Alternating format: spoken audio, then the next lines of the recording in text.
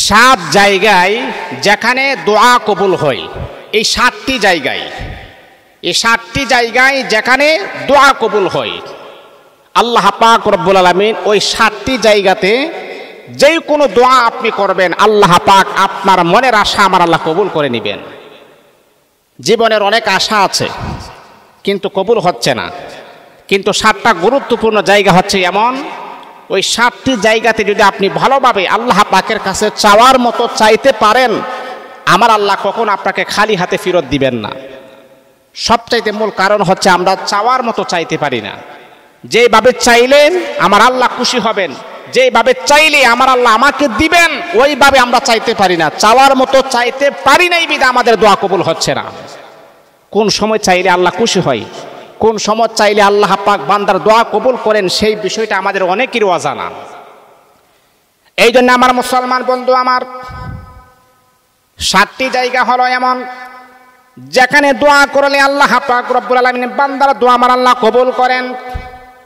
এক নাম্বার হলো এই আমার বন্ধু, যখন কাবা শরীফের ভিতরে আপনি দোয়া করবেন, কাবা শরীফের ভিতরে যে দোয়াই করবেন, আল্লাহ রাসূল সাল্লাল্লাহু আলাইহি ওয়াসাল্লাম বড় সুন্দর করে বলেন, ওই কাবা শরীফের ভিতরে বান্দা যেই কোনো দোয়া করবে, সেই দোয়াটাই আরশের মালিক আমার আল্লাহ কবুল করে নেবেন।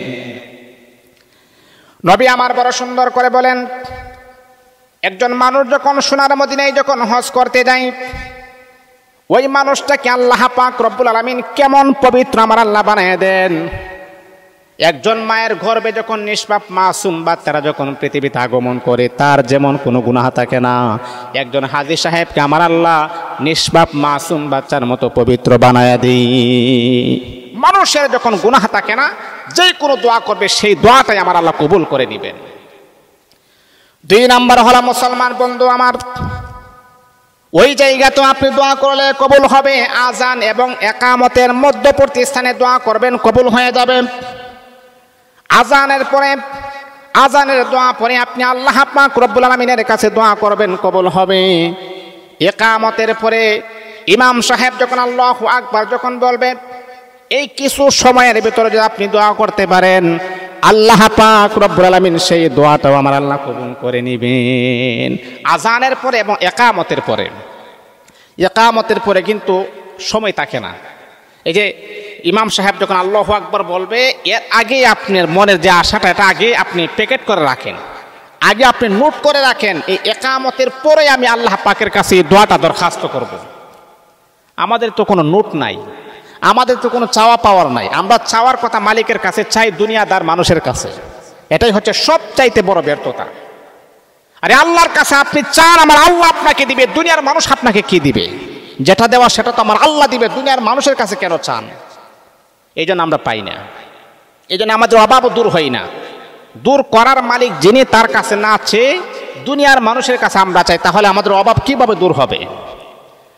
আজানের পরে দোয়া করলে কবুল হয়, একামতের পরে দোয়া করলে কবুল হয়, এটা হলো 2 নাম্বার সময়। 3 নাম্বার হলো এই আমার বন্ধু, সিজদার মধ্যে পড়ে আপনি যখন নফল নামাজ যখন আপনি পড়বেন, নফল নামাজে যখন সিজদায় যখন লুটিয়ে পড়বেন, আপনি পড়বেন সুবহান রাব্বিয়াল আ'লা, সুবহান রাব্বিয়াল আ'লা, সুবহান রাব্বিয়াল আ'লা 3 বার, 5 বার, 7 বার, 9 বার, 11 বার, যতবার আপনি পারেন ততবার পড়ার পরে আপনি মালিকের কাছে আপনার কষ্টগুলাকে আপনি ব্যক্ত করবেন।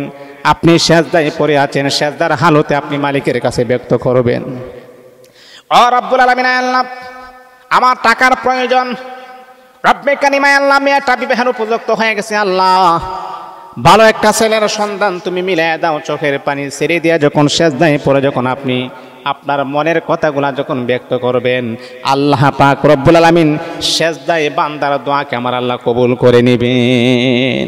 এই জন্যে নফল নামাজে সিজদায় পড়ে দোয়া করা জায়েজ আছে, কিন্তু ফরজ নামাজে সিজদার মাঝে আবার দোয়া করবেন না, তাহলে কিন্তু নামাজ নষ্ট হয়ে যাবে। সিজদায় পড়ে আপনি দোয়া পড়বেন, এটা হলো 3 নাম্বার। 4 নাম্বার হলো জুমার দিন মাগরিবের নামাজের আগ পর্যন্ত দোয়া করলে দোয়া কবুল হয়।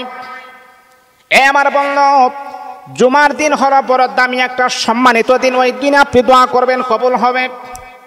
জুমার দিনে আসরের নামাজের পরে একটা দুরূদ আছে, দুরূদটা আপনি 80 বার পড়বেন। আল্লাহুম্মা সাল্লি আলা মুহাম্মাদানিন নাবিয়্যিল উম্মি ওয়া আলা আলিহি ওয়া সাল্লিমু তাসলিমা। এই দুরূদটা আপনি 80 বার পড়বেন, 80 বছরের গুনাহ আল্লাহ মাফ করে দিবেন। এই দুরূদটা পড়ার পরও আপনি দোয়া করবেন, কবুল হবে। জুমার দিনে মাগরিব পর্যন্ত আপনি দোয়া করবেন, আল্লাহ পাক রব্বুল আলামিন আপনার মনের আশা আমার আল্লাহ কবুল করবেন। বন্ধু, আমার দোয়া করতে কখনো আপনি বলবেন না, যেহেতু এটা বড় সম্মানিত এবং দামি দিন, এই দিনে দোয়া করতে কখনো আপনি বলবেন না। এটা হলো 4 নাম্বার। 5 নাম্বার হচ্ছে ইফতারির পূর্বে, ইফতার সামনে নিয়ে বসা, এমত অবস্থায় যখন আপনি দোয়া করবেন, আপনার সামনে খাবার আছে, সুস্বাদু খাবার আছে, তারপর আপনি খাবারে মুখ দেন নাই, আল্লাহ পাক ফেরেশতাকে জিজ্ঞাসা করে, ফেরেশতারা রে, আমার বান্দা যে কলিজা পর্যন্ত শুকায় গেছে, তারপর কেন আমার বান্দার সামনে খাবার আছে, কেন আমার বান্দা খাবার খায় না? তখন ফেরেশতারা বলে, আল্লাহ, তোমার বান্দা খাবার খাই না, এখনো পারমিশন হই নাই, এখনো জারি হই নাই, এখনো আযান হই নাই, এই জন্য তোমার বান্দা খাবার খাই না।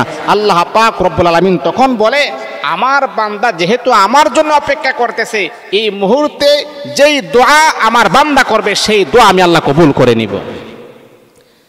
এই জন্য বন্ধু আমার, ইফতারিকে সামনে নিয়ে দোয়া করলে সেই দোয়াটা আল্লাহ পাক অতি দ্রুত আমার আল্লাহ কবুল করবেন।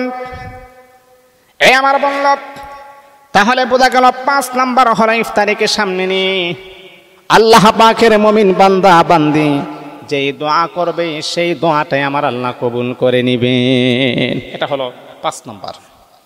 6 নাম্বার হলো জমজমের পানি খাওয়ার সময়। জমজমের পানি যখন আপনি খাবেন, আল্লাহ আল্লাহ জমজমের পানি খাইতেছি, এই জমজমের পানি খাওয়ার সময় যখন আপনি মালিকের কাছে দরখাস্ত করবেন, দোয়া করবেন, আল্লাহ পাক কখন আপনাকে খালি হাতে ফেরত দিবেন না, সেই দোয়াটা আমার আল্লাহ কবুল করে নেবেন। জমজমের পানি খাওয়ার সময় দোয়া করবেন, আল্লাহ আল্লাহ তুমি আমার আশা কবুল করে নাও, ওই সময় আল্লাহ পাক দোয়া কবুল করেন। 6 নাম্বার গেল জমজমের পানি খাওয়ার সময় দোয়া করতে বলবেন না। 7 নাম্বার হল আরাফার সময়, আরাফার দিনে যখন আল্লাহ পাক রব্বুল আলামিনের কোন মুমিন বান্দা বান্দি যখন দোয়া করে, সেই দোয়াটা আমার আল্লাহ কবুল করে নেন। কারণ 365 দিনের ভিতরে সবচাইতে দামি দিন হলো আরাফার দিন। ওই দিনে দোয়া করলে আল্লাহ পাক রব্বুল আলামিন সাথে সাথে বান্দারা দোয়াকে লাগলে আমার আল্লাহ কবুল করে নিবেন। এই জন্যে 7টি জায়গায় যেখানে দোয়া কবুল হয় সেখানে আপনারা কখনো ভুল করবেন না, দোয়া করবেন, ইনশাআল্লাহ কবুল হয়ে যাবে।